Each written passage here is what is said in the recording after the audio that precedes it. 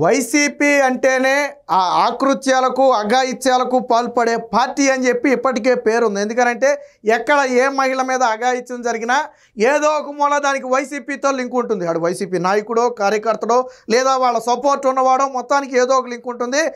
తాజాగా ఒక బీటెక్ విద్యార్థిని మీద అత్యంత దారుణంగా అత్యాచారం చేయడమే కాకుండా దాన్ని సెల్ ఫోన్లో చిత్రీకరించి తరువాత వేధిస్తున్నటువంటి ఘటన అయితే కొంచెం ఆలస్యంగా వెలుగులోకి వచ్చింది. వీళ్ళంతా కూడా వైసీపీ విద్యార్థి విభాగానికి యువజన విభాగానికి చెందిన వాళ్ళు, ఆ పార్టీలో చురుగ్గా పనిచేసిన వాళ్ళు, ఆ వైసీపీ నాయకులతో సంబంధాలు ఉన్నవాళ్ళు అనమాట. ఇందులో ముగ్గురు ఇన్వాల్వ్ అయి ఉంటే ఈ ముగ్గురు కూడా వైసీపీ పార్టీ యువజన విభాగంలో సభ్యత్వం ఉన్నవాళ్ళగా అయితే గుర్తించారు. ఇప్పుడు తాజాగా ఎన్టీఆర్ జిల్లా కంచికచర్లకు చెందినటువంటి పరిటాల అనే ఒక గ్రామంలో జరిగినటువంటి, అంటే గ్రామంలో ఉన్న మహిళకు జరిగినటువంటి అఘాయిత్యానికి సంబంధించిన ఆ ఘటన అయితే ఇది. ఒక బీటెక్ విద్యార్థిని, మనం ఏంటంటే ఆ పేరును వివరాలు బయట పెట్టలేని పరిస్థితి. సో ఒక బీటెక్ విద్యార్థినికి అక్కడే చదువుతున్నటువంటి ప్రభు కుమార్ అనే ఒక వ్యక్తితో అయితే పరిచయం ఏర్పడింది. సో అది తప్పు కాదు. ఆ తర్వాత వారి మధ్య స్నేహం ఏర్పడింది. అయితే ఈ ప్రభు కుమార్కు ఈ పరిటాల అనే గ్రామంలో ఇంకొక ఇద్దరు ఫ్రెండ్స్ ఉన్నారు. వాళ్ళు షేక్ గాలి సైదు, మరొకరు హుస్సేన్. అంటే హుస్సేన్, సైదా, మన అలాగే ప్రభు కుమార్, వీరు ముగ్గురు స్నేహితులు. ఎప్పుడైతే ప్రభు కుమార్కి ఈ అమ్మాయి పరిచయం అయి స్నేహం ఏర్పడిందో ఆటోమేటిక్గా పరిచయం చేస్తారు కాబట్టి ఆ అమ్మాయి వాళ్ళకు కూడా ఆ పరిచయం ఏర్పడింది. సరే, ఇక్కడ వరకు అంతా బాగానే ఉంది. అయితే వీళ్ళలో ఒక దుర్బుద్ధి ఉంది. ఎలాగైనా సరే ఈ అమ్మాయి మీద అఘాయిత్యం చేయాలనే దుర్బుద్ధి వాళ్ళలో ఉంది కాబట్టి ఏం చేశారంటే కొంతకాలం గడిచిన తర్వాత ఆ సంక్రాంతి సమయంలో, ఎవరూ లేని సమయంలో ఈ అమ్మాయిని హుస్సేన్ అనే వ్యక్తి ఇంటికి తీసుకెళ్ళడం జరిగింది. ఏదో ఫంక్షన్ అని చెప్పో లేకపోతే మొత్తానికి ఏదో ఇంటికాడ ఏదైనా బర్త్డే పార్టీ ఉందని చెప్పో మొత్తానికి ఏదో ఒక మాయ మాటలు చెప్పి ఆ అమ్మాయిని అయితే అక్కడ తీసుకెళ్లారు. ఆల్రెడీ అక్కడికి అప్పుడు ఎవరు చేరుకున్నారు? ఈ సైదాతో పాటు ఆ స్నేహితుడిగా ఉన్నటువంటి ఆ ప్రభు, వీళ్ళిద్దరూ కూడా అక్కడికి, ప్రభు కుమార్ ఇద్దరు కూడా చేరుకున్నారు. ఆ తర్వాత సైదా లోనికి వెళ్ళి ఆ అమ్మాయి మీద అత్యాచారం చేస్తే ఆ సమయంలో వీళ్ళు అక్కడే ఉండి ఆ అత్యాచారాన్ని ఎంకరేజ్, ఇదేదో కర్తవ్యం సినిమాలో ఆ సీన్ లాగా ఉంటుంది. కర్తవ్య సినిమాలో కూడా సేమ్ అంతే. ఒక మహిళ మీద గుమస్తాకి చెందినటువంటి కూతురిని అఘాయిత్యం చేస్తే ఆ పక్క నుండి ఫ్రెండ్స్ చప్పట్లు కొట్టి ఎంకరేజ్ చేయడమే కాకుండా దాన్ని వీడియో రూపంలో తీస్తారు. యాజ్ ఇట్ ఈజ్ సీన్ ఇక్కడ జరిగింది అంతే. కాకపోతే అది సినిమాలో రీలు, ఇదేమో రియల్. ఇక్కడ కూడా సైదా అనే వ్యక్తి అఘాయిత్యం చేస్తుంటే వాస్తవానికి స్నేహితుడైన వ్యక్తి ప్రభు కుమార్, కానీ అఘాయిత్యం చేసింది సైదా అనే వ్యక్తి. అత్యంత కీలకంగా వైసీపీలో క్రియాశీలకంగా ఉన్నటువంటి వ్యక్తే ఈ సైదా అనే వ్యక్తి. సో దీన్ని సెల్ ఫోన్లో చిత్రీకరించారు. సరే, అయిపోయిందా అక్కడితో అంటే తరువాత బ్లాక్మెయిల్ చేయడం మొదలుపెట్టారు. నువ్వు మాకు కూడా లొంగాలి, లేకపోతే వీటిని నెట్లో పెడతాం లేదా గ్రూపుల్లో షేర్ చేస్తామని చెప్పి బెదిరించడం మొదలుపెట్టారు.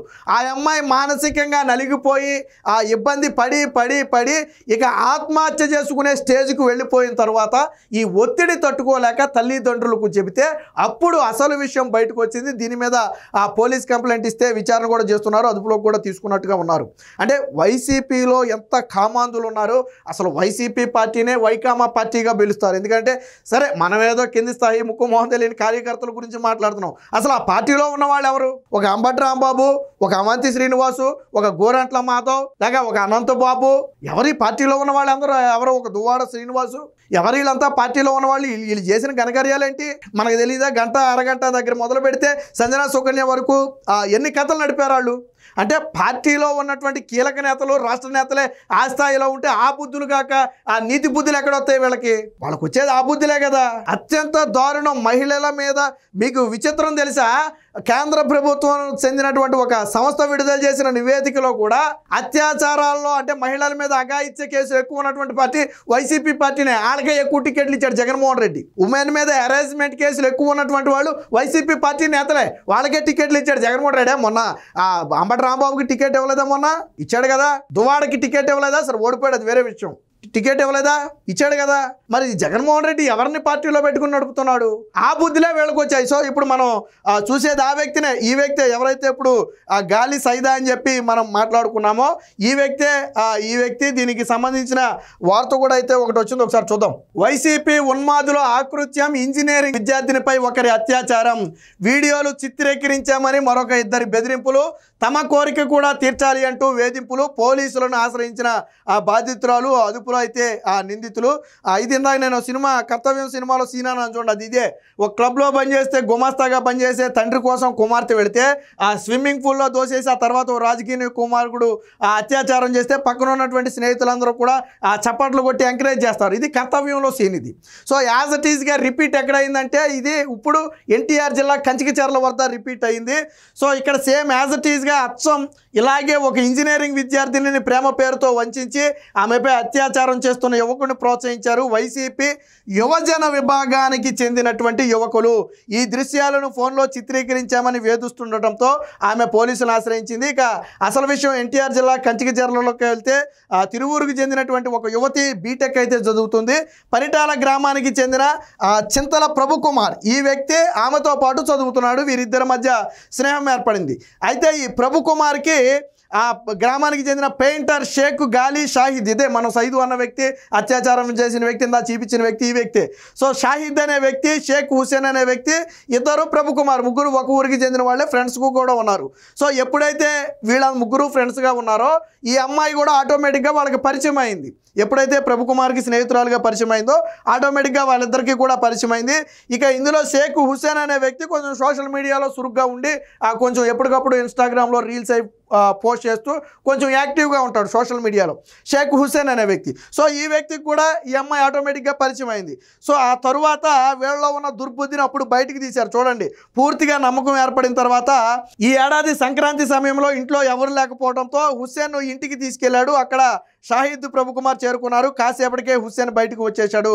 తరువాత సాహిద్ అంటే సైద్ ఇందా చెప్పిన వ్యక్తి లోపలికి వెళ్ళి యువతపై అత్యాచారం చేశాడు. బయట ఉన్న హుస్సేన్ను ప్రభుకుమార్ చప్పట్లు కొడుతూ అతన్ని ప్రోత్సహించారు. ఈ దృశ్యాన్ని సెల్ ఫోన్లో చిత్రీకరించామని యువతిని బెదిరిస్తున్నారు. తమ కోరికలు కూడా తీర్చాలని, లేకపోతే వీడియోలను వెబ్సైట్లో అప్లోడ్ చేస్తామని బెదిరించడంతో ఇక ఈ బాధను ఓర్చుకోలేక, వాస్తవానికి ఇప్పుడు చేసింది ఏదో పని, దాన్ని మళ్ళీ వీళ్ళు కప్పిపుచ్చుకోవడం కాకుండా మళ్ళీ బెదిరించడం, అంటే ఒక రకంగా దాన్ని ఆధారంగా చేసుకుని ఈ అమ్మాయిని పలుమార్లు అత్యాచారం చేయాలన్నది వీళ్ళ ఉద్దేశం. ఇద్దరు కలిసి వేసిన ప్లానే వాస్తవానికి. లేకపోతే ప్రభుకుమార్ స్నేహితుడు అయితే వేరొకరు అమ్మాయి మీద అత్యాచారం ఎలా చేశారు అంటే వీళ్ళు నీచులు కామాంధులు కాబట్టి ఆ బుద్ధి వీళ్ళ అణువణువులోనూ ఆ బుద్ధి ఉంది కాబట్టి వాళ్ళు ఇలాంటి అగాత్యానికి పాల్పడ్డారు. జరిగిన దాన్ని మళ్ళీ చిత్రీకరించి బ్లాక్మెయిల్ చేయటం, బలవంతంగా అత్యాచారం చేయటమే కాకుండా దాన్ని బ్లాక్మెయిల్ చేయటం. సోషల్ మీడియాలో పెడతాం, లేదా గ్రూప్స్లో పెడతాం, లేదా వెబ్సైట్లో పెడతాం, నీ పరువు పోద్దప్పుడు మా దగ్గర మొత్తం ఉన్నాయి, మమ్మల్ని ఎవరు ఏం చేయలేరు, మాకు రాజకీయ పలుకుబడి ఉంది. ఏంటి వీళ్ళ ధైర్యం, ఏంటి వీళ్ళ వెనకమాల వీళ్ళకున్న ధైర్యం అంటే రాజకీయ పలుకుబడి. మా వెనకమాల నాయకులు ఉన్నారు, మమ్మల్ని కాపాడతారు, మేము ఏదో పని చేసినా మాకు అడ్డు లేదు. అది మీ ప్రభుత్వం ఉన్నప్పుడు నిజంగానే ఇది వైసీపీ హయాంలో జరుగుంటే అసలు కేసు కూడా బయటకు రాదు. వెళ్ళి కంప్లైంట్ ఇచ్చిన పోలీసులు కేసు కూడా తీసుకోకపోదురు. ఇదే వైసీపీ ప్రభుత్వం అయితే నేను చెప్తున్నా, ఆ ముగ్గురి మీద కంప్లైంట్ ఇస్తే తీసుకోరు. ఎందుకంటే వాళ్ళు ముగ్గురు వైసీపీ యువజన విభాగంలో యాక్టివ్గా ఉన్నవాళ్ళు, వైసీపీ కోసం హర్నిసలు పనిచేసిన వాళ్ళు కాబట్టి కంప్లైంట్ కూడా ఉండదు. కాకపోతే ఇది కూటమి ప్రభుత్వం కాబట్టి అందులో టీడీపీ వాళ్ళు ఉన్నా, కూటమికి చెందిన వాళ్ళు ఉన్నా, లేదా వైసీపీ వాళ్ళు ఉన్నా, అమ్మాయిల విషయంలో కూటమి ప్రభుత్వం చాలా స్పష్టంగా ఉంది. గతంలో కూడా చంద్రబాబు గారు కూడా ఒక మాట చెప్పారు, ఎవరైనా అమ్మాయిల మీద అఘాయిత్యం చేస్తే వాళ్ళకి అదే చివరి రోజు కావాలని చెప్పడం జరిగింది. కాబట్టే ఈరోజు కేసు పెట్టడం జరిగింది. అంటే వీళ్ళ రాజకీయ అండ చూసుకుని, రాజకీయ అండ అనేది 10 మందికి పని చేయడానికి ఉపయోగపడాలి, ఎవడైనా పేదవాడికి ఇంత సాయం చేయడానికి ఉపయోగపడాలి, అప్పుడు 10 మంది చెప్పుకుంటారు నీ పేరు. అంతేగాని దాని అండ చూసుకుని ఇలా మహిళల మీద తెగపడతాం, బరిదెగించి ఓళ్ళ మీద పడి ఎవరి మీద పడితే వాళ్ళ మీద అత్యాచారాలు చేస్తామంటే చూస్తూ ఊరుకునే పరిస్థితి ఉండదు. ఇలా ముగ్గురిని కూడా పోలీసులు అయితే అదుపులోకి అయితే తీసుకున్నారు. వీరి వెనక ఎవరున్నారనే కోణంలో కూడా విచారిస్తున్నారు. ఆ బాధితురాలు కుటుంబ సభ్యులు ఇచ్చినటువంటి ఫిర్యాదు మేరకు ఆ పోలీసులు కూడా వెంటనే స్పందించి వీళ్ళనైతే అదుపులోకి తీసుకోవడం జరిగింది. అంటే ఒక మహిళకు రక్షణ కల్పించాలని కూటమి ఏ విధంగా పనిచేస్తుంది కూటమి ప్రభుత్వం అనడానికి ఇది ఒక ఉదాహరణ. సరే, జరిగింది దురదృష్టకర ఘటనే, కాకపోతే వెంటనే యాక్షన్ తీసుకోవడం అనేది ఖచ్చితంగా ఉపయోగకరం. ఇలాంటి వారికి కఠిన శిక్షలు పడాలా. జగన్మోహన్ రెడ్డి ఏదో ఆ దిశా చట్టం 21 రోజుల్లో ఊరు అన్నాడు, అన్నీ ఉత్తి నోటి మాటలే తప్ప నీటి మీద రాతల్లాగా జగన్మోహన్ రెడ్డి చెప్పిన ఏ పని కాల. అసలు దిశా చట్టానికి కేంద్ర ప్రభుత్వం ఆమోదమే లేదు. అదొక ఫేక్ చట్టం. దిశ చట్టం అనేది ఒక ఫేక్ చట్టం, చట్టమే కాదు అది. జగన్మోహన్ రెడ్డి చట్టం అని చెప్పుకు తిరిగాడు అంతే. ఒక్కళ్ళకి దిశ చట్టంలో శిక్ష చేశారా? వేయలా. ఎందుకంటే చట్టంగా కార్యరూపం దాల్చలా. 5 ఏళ్ల పాటు జగన్మోహన్ రెడ్డి గొప్పగా చెప్పాడు పనులు. ఒకవేళ నిజంగా చిత్తశుద్ధి ఉంటే జగన్మోహన్ రెడ్డి ఇప్పుడు డిమాండ్ చేయాలా, ఇలా ముగ్గురికి ఉరిదీయమని డిమాండ్ చేయాలి. వైసీపీ నాయకులు కఠినంగా శిక్షించాలని డిమాండ్ చేయాలి. నిజంగా మీకు మహిళల పట్ల చిత్తశుద్ధి ఉంటే ఇలా ముగ్గురిని కఠినంగా శిక్షించింది, వాళ్ళు చేసిన విధవ పనే, సమాజానికి సిగ్గుచేటు, మహిళలు తలదించుకునే పని ఇది, వాళ్ళ కుటుంబ సభ్యులు తలదించుకునే పని, వాళ్ళని కఠినంగా శిక్షించండి, మరొకటి అలాంటి పని చేయకూడదని చెప్పి డిమాండ్ చేయాలి. ఒకటి మాట్లాడుతున్నాడు వైసీపీ వాడు. టీడీపీ నేతల మీద చిన్న ఆరోపణ వస్తే ముందు వివరణ కూడా అడగకుండానే చంద్రబాబు గారు తీసి పక్కన పెడుతున్నారు. ఎమ్మెల్యే లాంటి వాళ్ళని కూడా తీసి పక్కన పెట్టారు పార్టీ నుంచి. వివరణ కూడా అడగల. తర్వాత సంగతి అదంతా. ఒక మహిళ మీద అఘాయిత్యమనో లేదా మహిళ మీద వేధింపులు అంటే ఎంతటి వాడినైనా తీసి పక్కన పెడుతున్నారు. మరి అది కదా చిత్తశుద్ధి అంటే. అది జరిగిందా లేదనే తర్వాత ఇక్కడ రెడ్ హ్యాండెడ్గా దొరికారు. ఫిర్యాదు స్వయంగా బాధితురాలు తల్లిదండ్రులు ఇచ్చారు. మరి ఎందుకు వీళ్ళని శిక్షించాలని డిమాండ్ చేయరు? వైసీపీ కామాంధుల పార్టీ, వైసీపీలో ఉన్నవాళ్ళు అణువణువు కూడా మహిళల మీద అఘాయిత్యాలు చేయడానికి, అత్యాచారాలు చేయడానికి తెగబడతారు అనడానికి ఇదొక నిదర్శనం. ఏది ఏమైనా ఈ ముగ్గురు యువకుల మీద పోలీసులు కఠిన చర్యలు తీసుకుని మరొకరు ఇలాంటి ఘటనలకు పాల్పడకుండా బుద్ధి చెప్పాలని చెప్పి అందరూ కూడా కోరుకుంటున్నారు.